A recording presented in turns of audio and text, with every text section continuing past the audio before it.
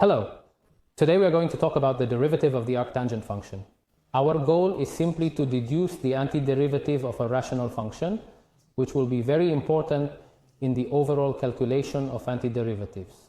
The requirements that we need to get started are simply knowing how to derive and the concept of antiderivatives. Let's take another quick look at the concept of antiderivatives one more time. It would be simply as follows. The antiderivative of AF small is an uppercase f if, and only the derivative of the uppercase f is the f small. In other words, if we take the uppercase f and derive it, what we will obtain is the initial f small. Well, under this idea we can guess the following. We take the arctangent function f dx equals arctangent and calculate its antiderivative. Its antiderivative, we all know that it is 1 divided by 1 plus x squared. So, if the antiderivative of arctangent is 1 divided by 1 plus x squared, the integral of 1 divided by 1 plus x squared is the same arctangent. We go exactly the other way around. And it is important, as always, to add the constant c. Arctangent would therefore be an antiderivative. And when we add c, we are considering all antiderivatives, in other words, the integral. Well, this antiderivative, as I have been saying, is very important, and we are going to see an example of such. If we consider this integral here, in which we have a polynomial of grade 3, and in the denominator a polynomial of grade 2, we try to solve it. The very first thing we have to do is identify the elements that we are familiar with within the function, because sometimes these functions can be very complex. In this case, for example, some small tricks can be employed. While these can be part of a more comprehensive preparation, given our current level, it suffices to use them as they are, almost like they possess a touch of magic.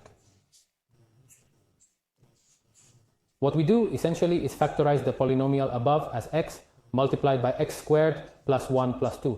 And notice that the one below is 2 times 1 plus x squared. In that way, above, we would have found the same factor as the one below, and we are going to be able to cancel them both as long as they are common factors. It is quite clear that, as of right now, the x squared plus 1 are not common factors. What can we do in this case then? We can use the linearity of the integral.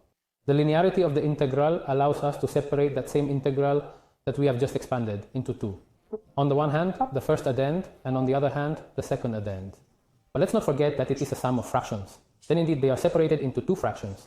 The 2 that is not left alone.